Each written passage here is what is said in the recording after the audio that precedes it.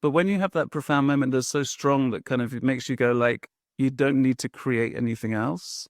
You actually kind of need to take and assume that role as a kind of as a guide or as a coach or as a teacher, or as a mentor. And when you realize that you've kind of got that knowledge, you can actually kind of start to chill out. Welcome to the Phase 4 podcast, inspired by Vishen Lakiani and Ajit Nawalkar, co-founders of EverCoach, a division of Vine Valley. In this podcast, we speak to coaches and creatives about where they were, where they are, and where they are going. This is an intersection of what we focus on expands, and your story is your superpower.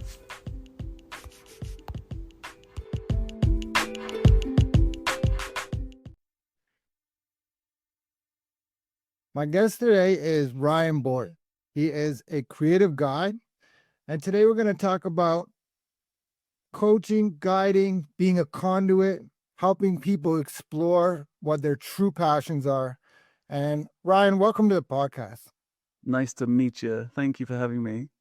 Yes, sir. Creative guide. I love it. So I always kind of begin with just tell us a little bit more about yourself and how did you end up in this space?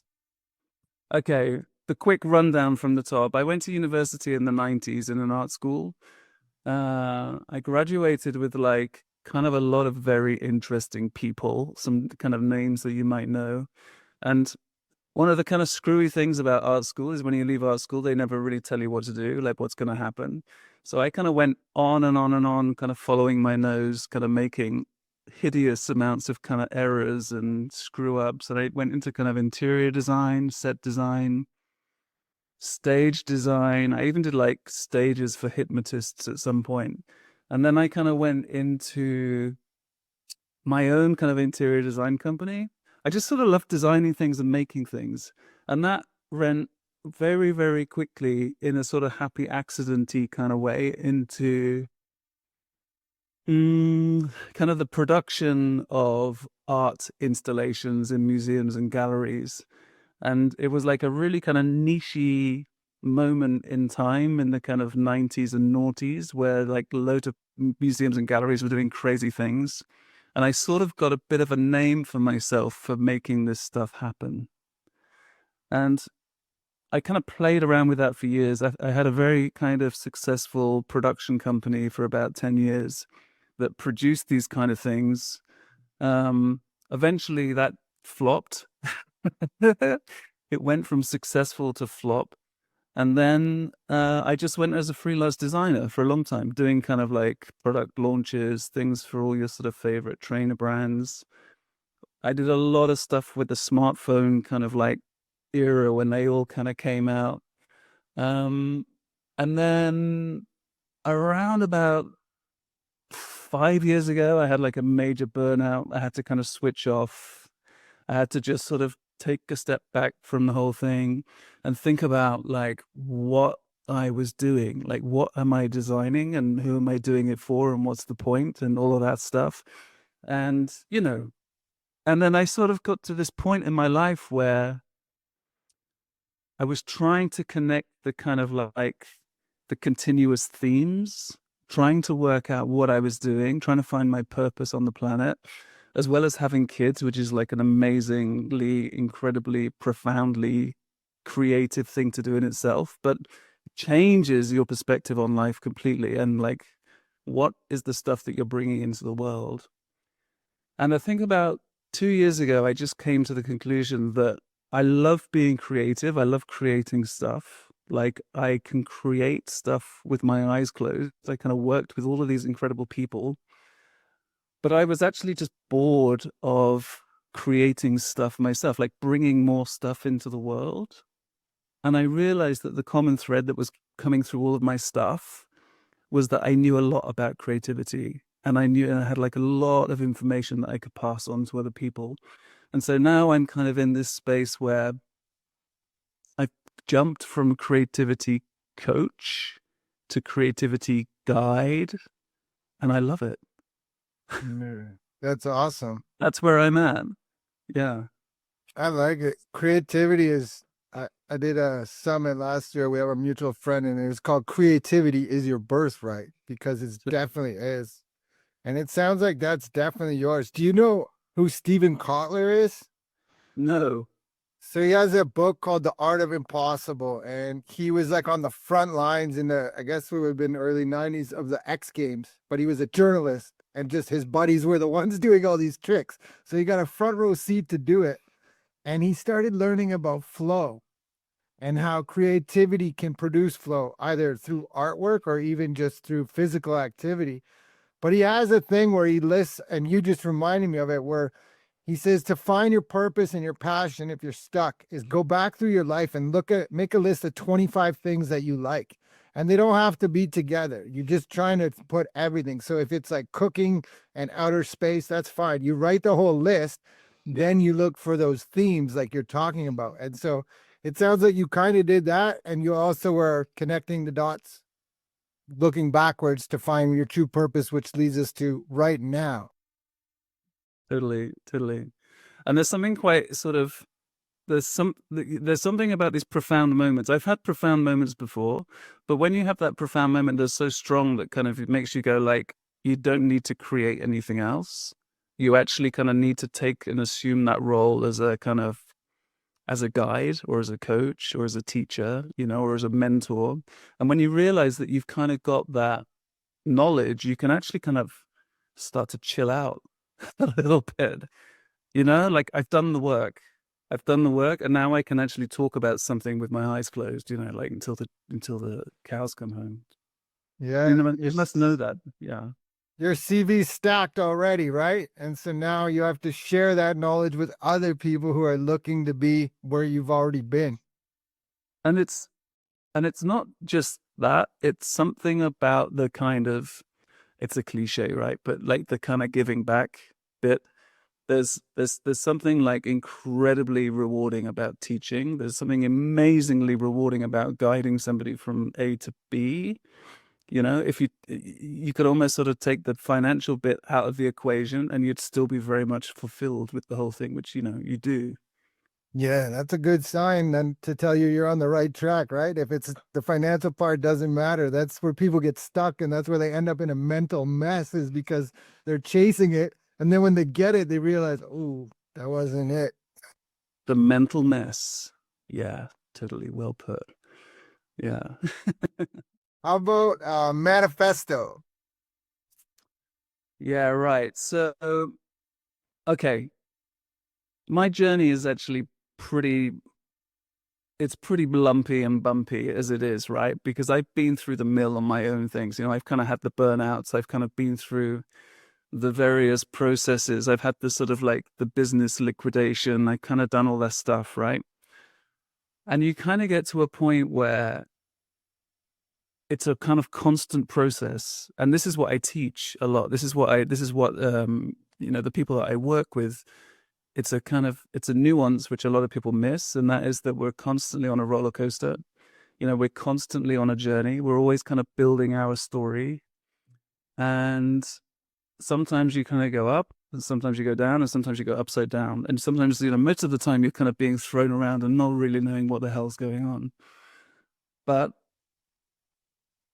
And with my kind of coaching or with my guidance work, I keep coming to these points where like, I've got to find ways to communicate the message better and better and better. And I don't just have like a kind of a flat script that I keep going back to because it's constantly unfolding in front of me, and it will constantly be unfolding, I think, until my last days. So, but one of the things which is kind of very, very important for creatives and artists is like understanding how to communicate the message. And if you really kind of boil down like what the purpose of an artist or a creative is, it's to kind of see the vision, have a vision and hold the vision, and more importantly, to communicate the vision. So I kind of had a bit of a word with myself about 3 months ago. And I was struggling. I mean, this might be something that you relate to, but I was really struggling to communicate my message because my message is quite kinetic. It's moving all the time. There's all sorts of new discoveries coming all the time. And every time I work with somebody new things kind of unfold. So I'm thinking to myself, what's the best way for me to communicate the message over and over again. I tried Instagram, I tried LinkedIn, I tried making videos on YouTube, and I really challenged myself with this stuff because it's not, I'm a very kind of introverted person who prefers to kind of work with myself, not necessarily with the world. But I kind of came to the conclusion, no, I came to the conclusion that after listening to kind of eons of kind of stupid YouTube videos and kind of bad advice, that the best way to help people is to create a bloody lead magnet. So I went down this path of kind of like this misguided path for, about a couple of months, creating something where I could kind of put all of my knowledge and stuff into this freebie, into this thing which people could have and take away. But as I went down that path, I realized more and more and more what I was outlining was what I wanted to see in the world. It's like, this is actually what I see manifesting kind of in the planet right now. This is kind of what needs to happen. And there's a nuanced story to this, which is that really creativity is under crisis at the moment. Technology is kind of screwing everybody's creativity. It's really kind of dumbing people's capacity to envisage things for themselves in a very profound way. And this is something that I studied over and over again. And so what I've kind of came to the conclusion was that this lead magnet, or this little potty lead magnet that I started building, was slowly building out and building out and building out into what I couldn't describe any other way than a manifesto. So this is kind of what we ended up with. And it took me a lot of work to get really comfortable with that word, because it's pretty loaded. Yeah. Very loaded. It does kind of sound accurate, right? Because if you're talking about creativity, your own, drawing in all the experiences you've had, getting you to this point, how can I give it back? A manifesto is not a bad way to do it. This is what I believe. This is what it looks like. You resonate with it or not. If not, that's okay. I'm not your guide. But if you do, download the manifesto lead magnet. Download the manifesto. And the thing is, like, there was a point where I'm kind of coaching myself through this process as well, because I'm thinking, like, if I was my client, what would I be telling myself? I would be telling myself to shut up and just get on with it and just call it a manifesto, because that's what it is, right? And get over yourself. So, 10 YouTube videos later, with me kind of wrestling with these words and everything, I've just come clean and said, like, it is what it is, because that's what my instincts and my intuition tells me it needs to be. It's punchy enough. Like, the stuff which is in there is profoundly punchy and pungent. And it really kind of outlines to up and coming creatives and artists, people that are kind of using their creativity day to day. It really outlines a new way of thinking about your creativity, which in some ways kind of transcends all of the kind of constipation that the technology has kind of done to our creativity over the last 2 decades. Because what it's done is it's turned everybody's minds into processes. I'm generalizing. Some people are better at kind of navigating this, but when we're using computers, when we're using smartphones, tech, all of this stuff, we're basically just processing, right? And we're meeting this fairly, primitive technology halfway most of the time. But that's all going to change now, which is the next story.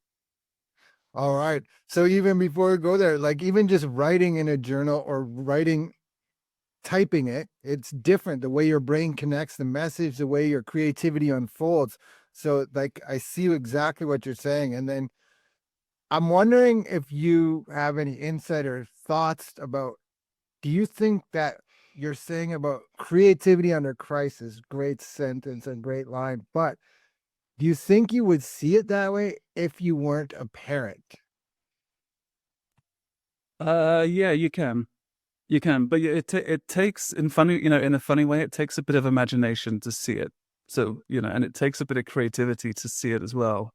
And I mean, I don't know how au fait you are with the term art world up there in Canada, but around the world, this thing called the art world is like the holy church for most artists and creatives, because when you come out of art school, the kind of trajectory is that you would sort of go find a studio, make your paintings, and sell them into the art world, right? This is the marketplace for kind of selling stuff and survival. But that whole marketplace, and now I call it like a trade fair, that whole marketplace is so constraining. It puts you into a box as an artist. It puts you into a box where you go to your studio, you do all your self-reflection, you create stuff, you find ideas, da da da da da. You produce stuff specifically to create money to survive. And that process of creating stuff like commodities to survive, it doesn't even get to the depths of your creativity, Right. right? It kills it. It doesn't, yeah, it can kill it for a lot of people, but it's almost that you're just starting to break into the depths. Like you haven't really started. So creativity is a process. It's a it's a journey, it's a way of exploring, it's a way of being completely curious.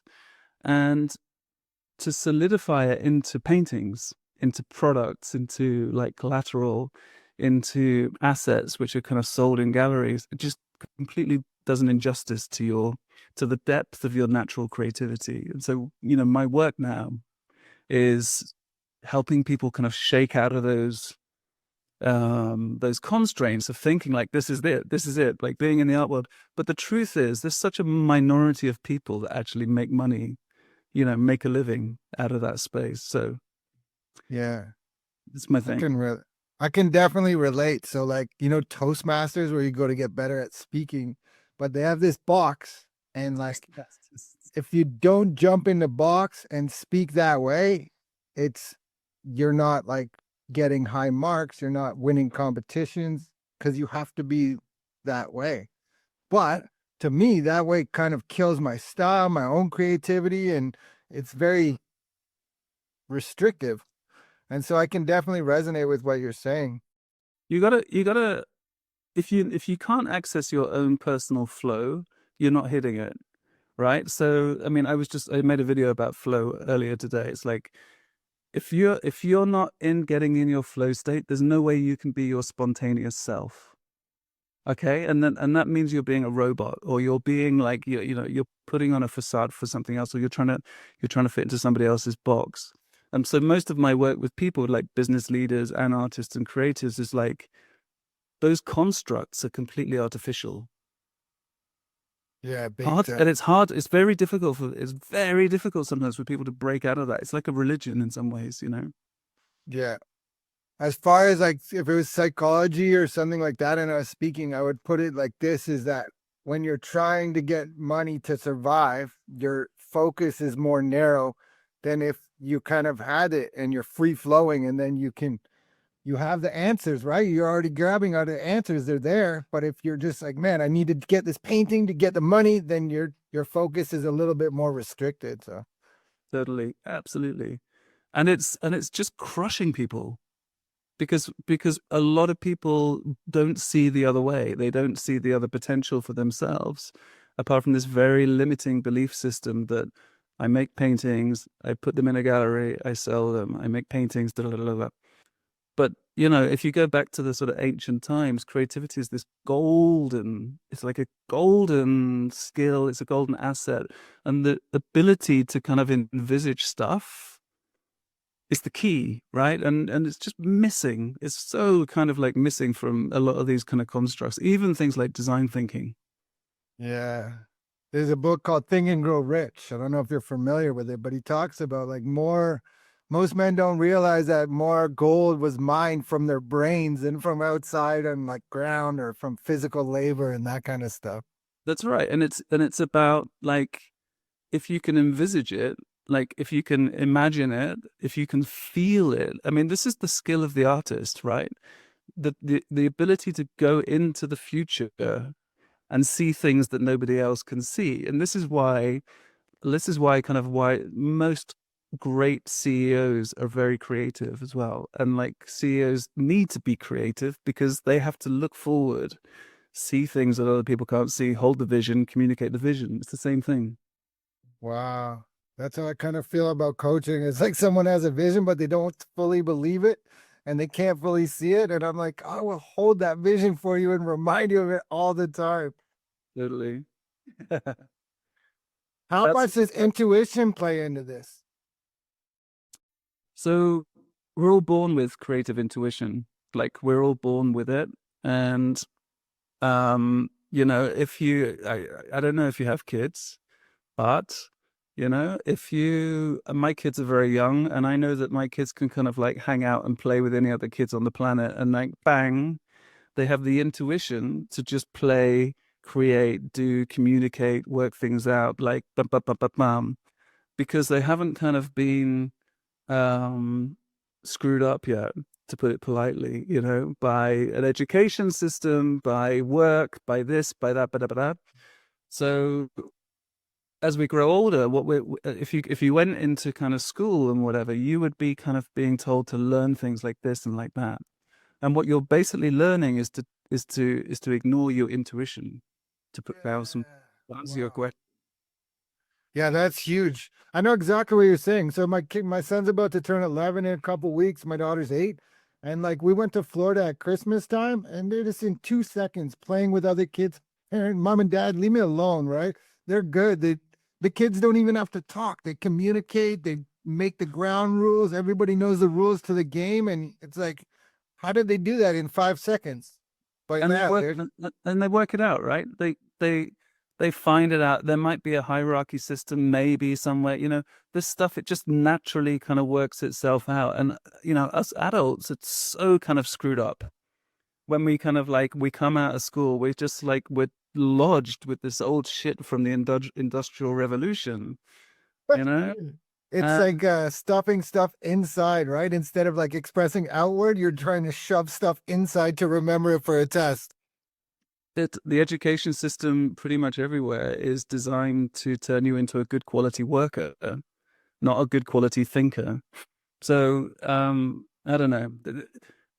And this ties into a lot of my work with my clients as well. We've got to go back. We almost really have to go back to the beginnings of like when we were kids and know that, this act that we can do, which is called play, is the key to being creative and like the key to being curious and exploratory and like learning how things work on our own terms, not by the terms of an institution.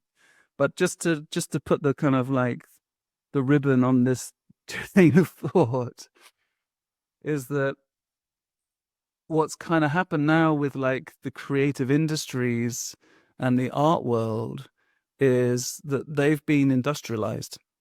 And that's also one of the biggest problems that I'm now seeing and I'm kind of beginning to write about. It's a term that I haven't really used much yet, but I'm sort of beginning to put that out in my writing. But the industrialization of creativity, it's like it's terrible. It's Yeah. like it's critical, and we're at this sort of time in civilization now where we need like creative thinkers solving problems, and we need Big creative problems. thinkers like working going into the whole AI space. What do you think then about AI when it comes to creativity? You kind of said maybe I think correct me if I'm wrong that it's like killing our creativity. So it's more that the tech that we've had for the last 20-25 years. That's the stuff which has been kind of dumbing down our creativity because it's been, the brain can't be a processor and a creator at the same time. So like, so if we've kind of been even you and my generation, if we were kind of brought up on television and things like that, which I was, it dumbs down your ability to create, stories for yourself because you become a subservient. Yeah. But now we're going into this new phase, which I find like incredibly exciting and petrifying at the same time. But there's so much which is just about to happen. I mean, it's just like right in front of us right now. And my focus right now is on helping leaders tap into their own creativity, because where we've got AI being able to do everything and being able to do magic, what we need are humans that can actually be creative as well. And that's the bit which is kind of missing. Right. I love that. And then to add to your other point, put them together is to look into the future to find those solutions using creativity, intuition. Because go ahead, Sorry, sir. bless you. We need people that can. I mean, so what I'm experiencing, like across the board, we're experiencing people that have lost the ability to envision things. We've kind of lost the ability to imagine, and most people can't even sort of imagine the next 6 months, let alone the next 5 years or something. So it takes a certain type of brain neurological kind of makeup to go, okay, I want to look 10 years into the future, I want to look 30 years into the future. Most people can't do that anymore, because most of the creative people have kind of found themselves like trapped in this thing that I'm calling the art world, right? So whereas we actually need people, we need art schools pushing people out into thought leaders, into positions of decision making and things like this. And so my work now with kind of business leaders, which is like my other arm, is how can I help you to sort of train your imagination so that you can envisage the future, and also be a fantastic leader that can actually have visions and hold the visions like for their organizations. Yeah. And basically, leaders that can't do that over the next 2 years are going to suffer big time. 2 years, that sounds pretty quick. Yeah, well, I mean, it's happening right now, you know and it doesn't really kind of where you kind of get your data from. You can either say, well, 30% of jobs are about to just go in the next 2 years, or you Right. can look at stats from somebody else where they say 40% of jobs are about to pivot. But whichever way you look at it, there's going to be a huge disruption. There's going to be a Right. mega disruption. I mean, it's kind of like it's already happening. And as soon as AGI hits, that's like it's game over. Game over. I Well, remember reading an article. you're sitting in Canada, I'm sitting in Switzerland, and we both said game over at the same time. So what's the That's last? awesome. One time I was on a Zoom call and I'm on the East Coast and the sun was going down. Somebody was the moon was already up. Somebody was on the West Coast, the sun was going down. And somebody in India was already tomorrow and the sun was coming up. And it was like, you could see it all at the same time. It's like, boom. Awesome. I mean, it sounds like a great artwork. You know, Yeah. do you know about the overview effect? From for space. Yeah, but like from astronauts returning to Earth. So I have all of these pipe dreams, but one of my pipe dreams is to create this immersive art installation where you can basically take two rascals of world leaders and shove them in the same box and let them both have the overview effect at the same time, and just say, this is where you go to sort out your problems, but you actually have that feeling that you're coming back to Earth and you get a bit more perspective on what the hell's going on. Right. And then you see there's no lines on the thing saying North Dakota or whatever. Exactly, exactly. I think it's fascinating, huh? Is meditation a part of this when you're going in to help people see into the future and probably reset their nervous system as well so that they can create? Well, in the sense that meditation is about is a moment of kind of unadulterated unadulterated thinking, right? So you can just clear your mind and you can kind of like refocus your brain on something. Then yes, totally. But we're all plastic. We all have the potential to kind of like rewire. It just takes the right kind of guidance. But I think, well, if you know about flow, you'll know that takes you in a meditative state, and Oh yeah. that's kind of where you want to be. And if you can get in that flow state, this is really the key to this is the key to everybody's creativity, I totally agree. I focus. come at Yeah. it from a different angle from running. So Yeah. let's say I'm running like 20 kilometers at a time. And then you look at the times, and each kilometer is like the same number 5 minutes, 3 seconds, 5 minutes, 8 seconds. And then that means for like an hour straight, you were just cruising, right? but it doesn't feel like an hour once you can get into that state and you get good um you get good ideas from that. It's almost like you're bathing your brain. But once you're in flow, those are when the ideas come because it's probably more you're not analyzing everything. You're not trying to think too logically. I don't know if that's true, but that's what I feel. Yeah, I don't know. I mean, if you look at kind of top athletes, their ability to kind of like to focus, to hyper focus, I mean, that's the key to their success, right? So if there's a combination, if there's a link there, then I would say that's what it is. I don't have much kind of links with Right. athletics myself, but I But no, you hear them say in the zone, right? That's what it is. They're in flow. They don't call it flow, but they say I'm in the zone. totally in the zone. Yeah. You said about going in the future, looking for those visions, sharing that. And so now I ask everyone this question. This is the Phase 4 podcast. Phase 4 in the 6 phase meditation by Vishen Lakhiani is all about creating your future 3 years from now. So where is Ryan Board 3 years from now? It's an artist in every C-suite across the planet. That's it. That's That's that, awesome. that's what I'm working on at the minute, right? Because you've got artists around the planet who are struggling to survive. They like there's a very, very small proportion of artists that actually make a full living out of their artwork. Right. These are the creative people. These are the people that are able to kind of envisage things and to imagine. And we need more people like that in business, in the decision-making centers, and in politics, in policy making. So my mission now is to connect policymakers, decision makers with artists, and that's it'll take me 3 years to do it. So that's my 3 year plan. Brilliant. I can't wait to see how it turns out in 3 years. I The think, manifesto is the key, man. yeah. So as we begin to wind down, if this episode resonates with you, please like, subscribe, share, reach out to Ryan. You've heard what he's all about, what he's offering. So it's really clear and concise. And I think before I ask my final question, Ryan, I always let the guests take it wherever they want. So if you have something to sell, sell it, a message of hope or inspiration, or if you want to marry them together, go right ahead. Well, listen, I've put my heart at the moment into this I'm putting my heart into the publication of books, actually, little ebooks, because I'm finding that that's the best way to really map stuff out.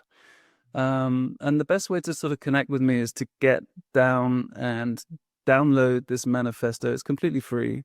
And from there, there's kind of loads of extra steps. It'll completely reframe your understanding of what creativity is. And then if you like that, I also have courses and I do online courses and coaching, which I love doing. And actually, I think I just don't know why I didn't start doing it 10 years ago, man. Yeah, I'm with you, man. I did this one course, The Artist's Way, the book by J.F. Cameron, obviously, and then the Tao Te Ching. And I just kind of took them and put them together and made it into this 12-week course. And it was so much fun, but exactly what you're talking about. Cool. I've had a few people tell me that the manifesto is the new artist way. I mean, It sounds like it. I'm just saying, like, but I'm not saying that. but, Yeah, but I think sometimes you need a bit of a profound kind of wake up, and I hope that that's what it does. It's also a work in progress, so I'm updating it every month, and we're having kind of patrons that are kind of contributing to it as well. So it's all good. that's awesome. So my final question is, how can people reach you? So check me out on Instagram, which is _deep creativity. And from there, you can hit my link tree and you can get to YouTube and Substack and all the other kind of famous places that we all hang out at. All the places that dumb down our creativity. Well, and in some ways, this is now what we're calling the existential dilemma, because we have to use these tools at the moment to connect, but very quickly we'll be able to transcend these. So, we have to kind of stick it out. Nice. That's really good to hear and really hopeful to hear. There's a lot, Ryan, there's a lot to be hopeful for. oh, definitely. Yeah. Ryan, I'm grateful for your time. This is awesome. I can't wait to have you back. And thank you so much. Thank you so much, JP. It's been a beauty to meet you.